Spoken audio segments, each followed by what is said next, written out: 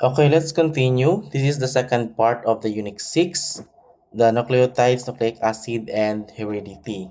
Now, in the first part class, we discussed the basic building blocks like nucleotides, nucleosides, and DNA and RNA. And we learned how these molecules are formed and how they store genetic information. Now, this second part will focus more on how the nucleic acid function in heredity and how the genetic information is organized, transferred, and expressed in living organisms. And we will also connect how the DNA serves as the storage of information, while RNA helps in carrying and using that information for the protein synthesis. So if part 1 was about the structure, the part 2 is more about the function and the application. Unsaon paggamit sa cell sa store genetic information. And this topic is again important because it helps explain inheritance, gene expression, and even the basis of the many diseases and modern biotechnology. Now, what are the structures of DNA and RNA? Let's look at the structures of both DNA and RNA. In RNA class or the ribonucleic acid, the sugar is ribose.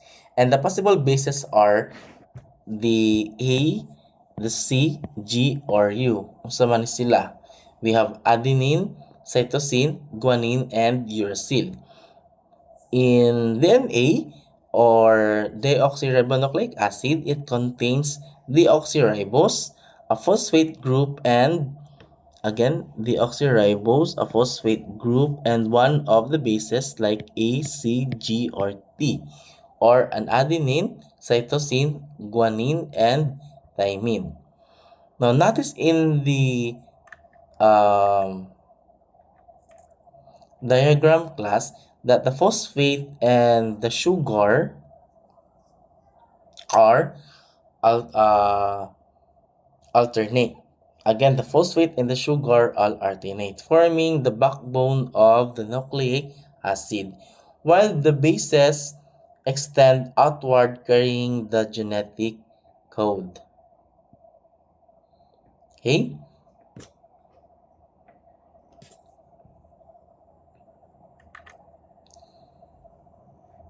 Now, the primary structures refers to the sequence or exact order of the nucleotides that is linked together in a DNA or an RNA chain, meaning unsay sunod-sunod sa bases. And these nucleotides class are connected by 3,5 phosphodiester linkages, where the phosphate group is links at the 3 carbon of one sugar to the 5 carbon of the next sugar. And because of this, the chain has direction from 5 end to the 3 end. That is why the base sequence is always read from 5 to 3. Okay?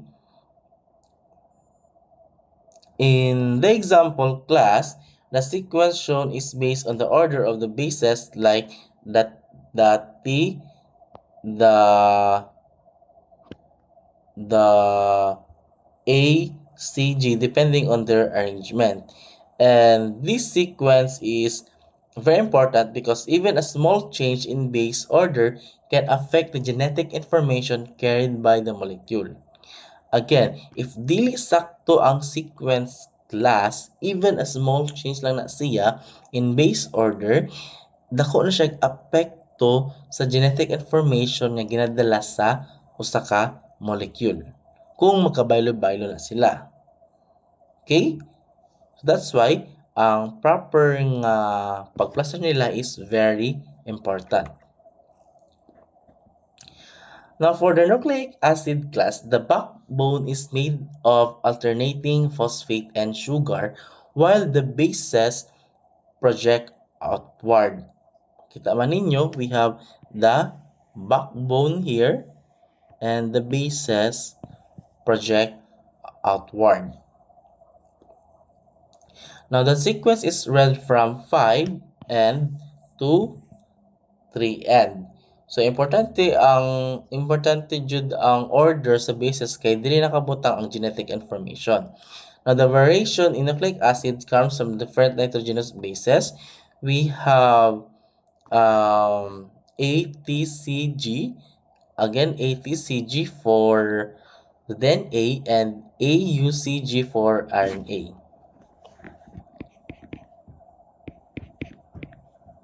ATCG for DNA and sorry, wait,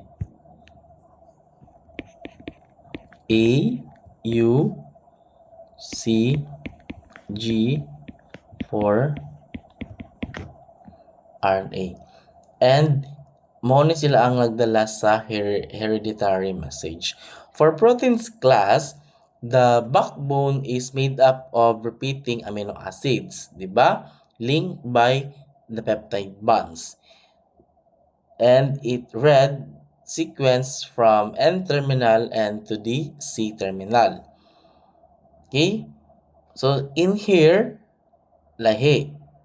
The sequence is read from 5N to another 3N. Okay? And alternating, ang ilang backbone the backbone is made up of phosphate and sugar alternating, while the bases is project outward. Okay? Now, there are three important parallels between the primary structure of the nucleic acid and proteins. First, ang DNA, RNA class, and proteins all have a backbone that does not vary in structure, meaning stable ang main framework nila. For nucleic acid, it is the sugar phosphate backbone, while for the proteins, it is the repeating peptide backbone. And the second one is, what makes them different is the attachments to the backbone. In the nucleic acids class, these are the nitrogenous bases, while in proteins, these are the R groups of amino acid. Mao ni ang reason why one DNA or protein is different from another. Now, the third one is both have directionality, meaning they have a specific direction when read or if basahon sila. Again, for nucleic acid class, we read from 5N to 3N. While for the proteins, we read them from N terminus to C terminus. For example, in proteins, we have ala-glyglumate, where ala is the N terminus and met is the C terminus. For nucleic acid class, the sequence AGT means we have adenine is at the 5 end while thymine is at the 3 end. The point here, class, is same concept ra sila. They have a strong backbone, unique side groups, and have a specific reading directions. Okay? Now let's move on to the secondary structure of the DNA. The secondary structure refers to the ordered arrangement of the nucleic acid, meaning how the DNA strands are organized in space, not just the sequence of the bases. And the famous three-dimensional structure of DNA was proposed by James Watson and Francis Crick in the year 1953, which introduced the concept of the double helix. Now, the double helix means the DNA is made up of two polynucleotide strands coiled around each other in a screw-like form. So, mura siya twisted ladder ang itsura. And these two strands class runs in opposite directions. Okay? Called anti-parallel. And this means that one strand runs 5 to 3 while the other runs 3 to 5. Okay? Next, the sugar phosphate backbone is found on the outside that is exposed to water because it is hydrophilic, while the nitrogenous bases are inside and point inward because they are more hydrophobic. Okay? And this structure helps protect genetic information while keeping it stable and organized. So as you can see here, class, the DNA looks like a twisted ladder where the sugar phosphate backbone forms the side of the ladder. So muna. Yan na. And the nitrogenous base pairs form the steps in the center. So kanito ang nitrogenous base pair. Oh, kana sila. Kaning A and E. So, kana sila class. And the two strands are held together by hydrogen bonds between the complementary bases. So, kani nga bond yan naa sa to ang base pair. Okay? Now, the pairing here class is very specific. Ang adenine always pairs with thymine. Okay? And ang cytosine always pairs with guanine. So, as what you observe here. And this is called the complementary base pairing.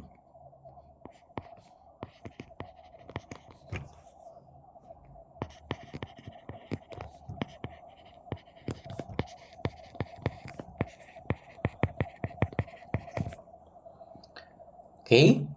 And take note, A pairs with T using 2 hydrogen bonds while C pairs with G using 3 hydrogen bonds. So CG pairing is stronger. Okay?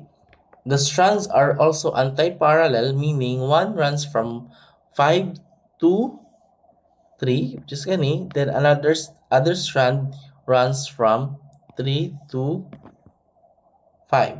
So opposite directions good sila. Okay? And this structures is important because it allows the DNA to be stable but still easy to open during replication and transcription. Okay? So muna itong example class, but this is much easier. Kanisiya. As you can see, we have 3 hydrogen bonds here. Manang mas strong ang bonding ni C and G compared kang A and T. And again, class, take note that the cytosine is always pairs with guanine. And the adenosine is always paired with thymine. Okay? Now, the correct and stable base pairing follows the rule of complementary base pairing. Again, class, the thymine pairs with adenine and forms 2 hydrogen bonds. Okay? While the cytosine pairs with guanine and forms 3 hydrogen bonds. And because of CG has 3 hydrogen bonds, it is stronger and more stable compared to AT, which only has 2. So, muna ilahang hydrogen bond. Meaning, the cytosine guanine,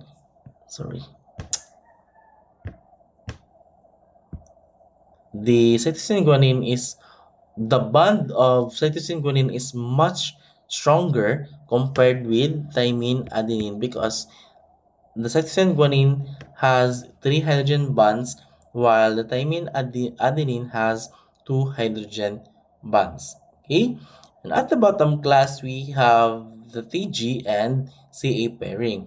And these are considered incorrect or unstable because they form only one hydrogen nga pairing. Okay? So they are not ideal for normal DNA structure. And if incorrect ang pairing class, nahitabo ang incorrect ang pairing, and it is not repaired, wala siya naayo, it can lead to mutation. Okay? Meaning there will be a change in the DNA structure sequence. And this can affect protein synthesis because of the wrong genetic message may be copied and leading to abnormal proteins or malfunctions sa ato ang cell. That's why pairing is very important in DNA. Now, can two purines AAGG or AG fit opposite each other? How about the two pyrimidines, the TTCC or AT? Okay.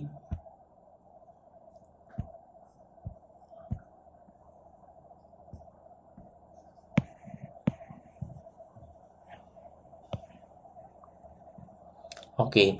Now remember class that purines like adenine and guanine are larger because they have two rings, while ang pyrimidines like cytosine and thymine are smaller kaya natin sila ay one ring. But if two purines pair like AAGG or AG, they become too bulky. So dako na siya kaayo. So causing overlap and making the DNA structure unstable. So mura siya sobra ka guot, ka tight and dili na kasigo. But if ang duha ka pyrimidines class like TT or CC, gamay ra pod sila kaayo, creating a gap between the bases. So murag luag kaayo and weak ang ilahang connection. That is why the correct pairing is always 1 purine plus 1 pyrimidine. It always A pairs with T and C pairs with G. Sabtan, dapat sabtan yun ninyo na. Okay? So kita man ninyo nga naay gap if gamay ra po siya kaayo. And here, mag-overlap na po ang duha ka purines. Okay? That's why, again, correct pairing is always important. No? It always one purine plus one pyrimidine. Okay?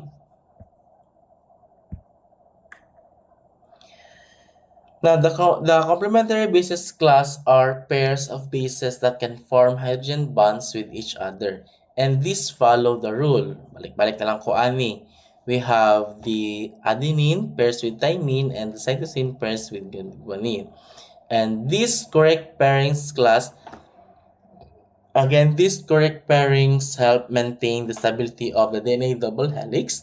And because of this, the strands of DNA are called complementary DNA strands, meaning each base on one strand is paired with its matching base on the opposite strand. And of course, class DNA is also a anti-parallel, meaning one strand runs with 5 end to 3 end and the other strand start with 3 end to 5 end. So totally opposite. Okay? Since the strands are complementary man class, if you know the sequence of one strand, you can easily predict the sequence of the other strand. For example, ang usa ka strand class is we have A, T, G, and C. So the complementary class or the complementary strand will be what? We have T, A, C, G. Okay? So mura siyag answer key. No? Nanan siya, dili na siya mabalaan ang complementary strand sa isa.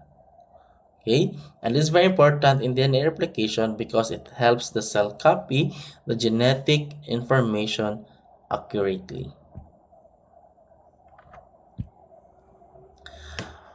Now predict the sequence of bases in the DNA strand that is complementary to the single DNA strand. Okay, let's practicing. So we have 5 CGAATCCTA3. Okay?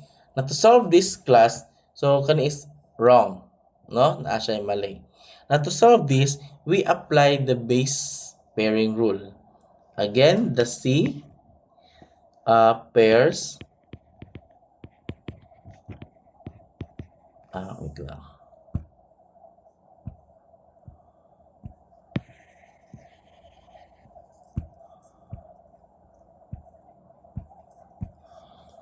pairs with G, the G pairs with C, the A pairs with T, and the T pairs with A. Okay? And since ang DNA strands are anti-parallel class, the complementary strands must run in the opposite direction. So we start with 3 to 5. So the answer will become what?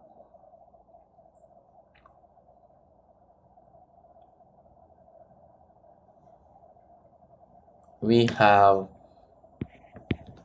3 G, C, then T, T, A,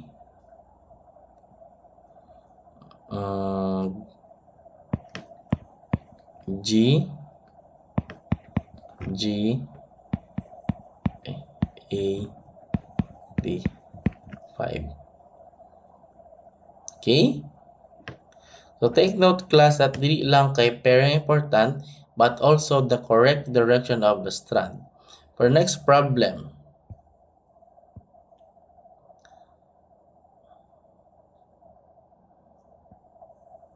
okay, so GCTT, okay. The next problem class we have predict the sequence of bases in the DNA strand complementary to the single strand shown. So we have 5 AAT, GCA, GCT, 3. So sa may answer ani. Again, using the same rule, we have 3 T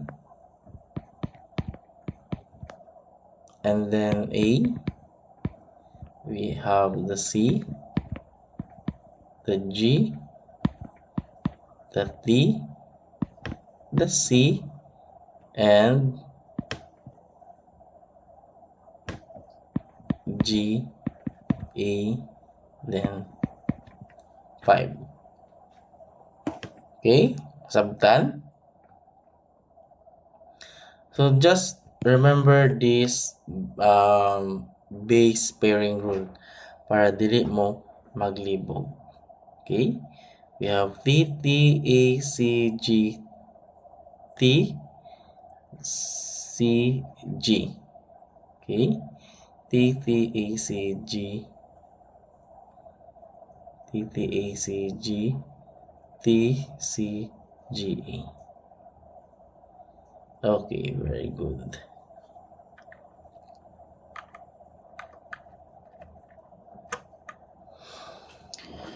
Now, let's summarize class what we discussed. The three difference in structure between the DNA and RNA are first, the DNA contains A, G, C, and T or adenine, guanine, cytosine, and thymine, while RNA contains A, G, C, U. Same sila except that uracil replaces the thymine. Now, the second sugar class in DNA is 2-deoxydiribose while ang RNA has D-ribose. The difference is that the DNA lacks one oxygen atom, mao na gitawag siya og deoxy. Okay? And the third one is the strand structure. And DNA is usually double-stranded, meaning duha ka strand forming the double helix. While RNA is usually single-stranded siya class, so usara siya ka strand, although naa siya different forms depending sa iyang functions. Okay? That's why DNA is more stable while RNA is more active in protein synthesis. Or DNA is like the permanent file storage while the RNA is like the working copy used by the cell. Now, are classified according to its structure and functions, and each type has specific role inside the cell class. First, the transfer of RNA or transfer RNA or tRNA. It is small and its job is to transport amino acid to the site of the photosynthesis. So, more siya delivery worker sa amino acids. The second one, we have ribosomal RNA or rRNA. It combines with proteins to form ribosomes, which are the actual site where the proteins are made.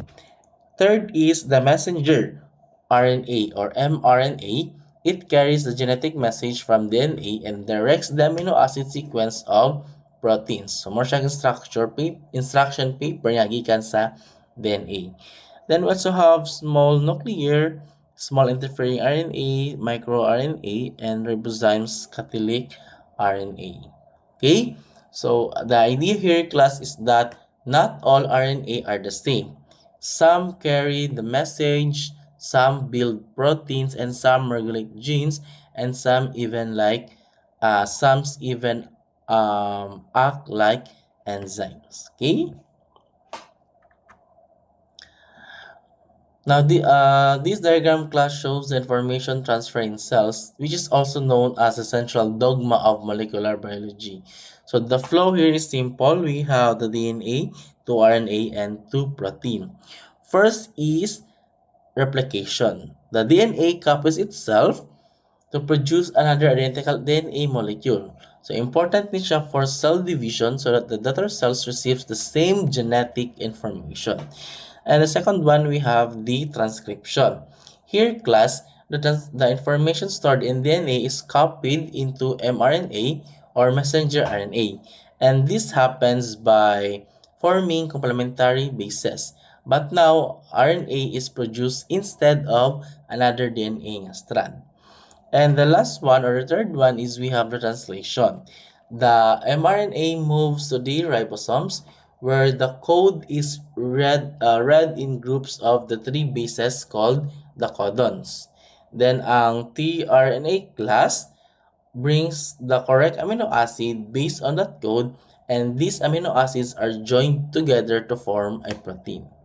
So, DNA stores information while the RNA carries the message and proteins perform the actual functions in the cell. So, tanan natin mga topic class from Unit 1 up to this now are all connected. That's the chemistry happens inside our body. Okay? Now, for this one class, we have a gene. I know nga nakatugtong mo ana. Gene is a segment of DNA that carries the base sequence needed to direct the synthesis of a specific protein, tRNA or mRNA. So in simple terms, class, the gene is instruction for making something important in the cell. In bacteria class, genes are usually continuous, meaning diretso ang coding sequence without interruptions. But in higher organisms like humans, genes are often discontinuous, meaning they contain both coding and non-coding regions. The exon is the part that actually codes for a protein or RNA, and these are useful or expressed apart. But the intron is the part that does not code for a protein. It is transcribed at first, but later removed mature mRNA. Okay?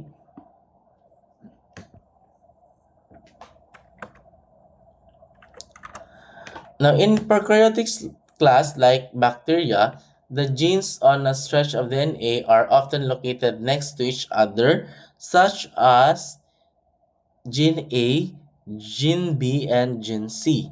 And these genes are transcribed together into one mRNA molecule, and this mRNA can code for several proteins. And this is what we call this polysynchronic mRNA. While the mRNA class is still being formed, ribosomes can already start translation. So the transcription and translation happen simultaneously. Okay? That means the cell saves time because once ang mRNA will start forming, the protein productions will start immediately pod. Okay? In the example, we have one mRNA produce proteins A, B, A, B, and C, depending on the gene sequence present. Now, this is different from eukaryotes class because in prokaryotes, there is no nucleus, so mas direct and faster ang process. Okay? That's for the prokaryotic. Now, for the eukaryotic class, the genes contain exons and introns. Exons are the coding parts, while introns are the non-coding parts that need to be removed. And first class, the DNA here is transcribed into an initial RNA transcript inside the nucleus. And this first mRNA still contains both exons and introns. The next comes splicing, where the introns or ang introns is mawala and ang exons na po ang mo-join together. And this process is done by snRNPs. And the result is mature mRNA. Also class, a polytail is added after transcription which helps protect the mRNA and assist in transport. After that, the mature mRNA is transported to the cytoplasm where the ribosomes perform translation to produce the protein. So unlike sa prokaryotes class, ang transcription and translation dili mahitabo at the same time because they occur in a different compartments. Okay? And this make eukaryotic protein production more complex but also more controlled compared sa prokaryotes. Okay? So that's it for our topic. I hope you learned something and please study it again because by this coming Thursday, we will be having our exam for Unit 5 and 6. That is enzymes and this one. Okay? So that's it. Bye.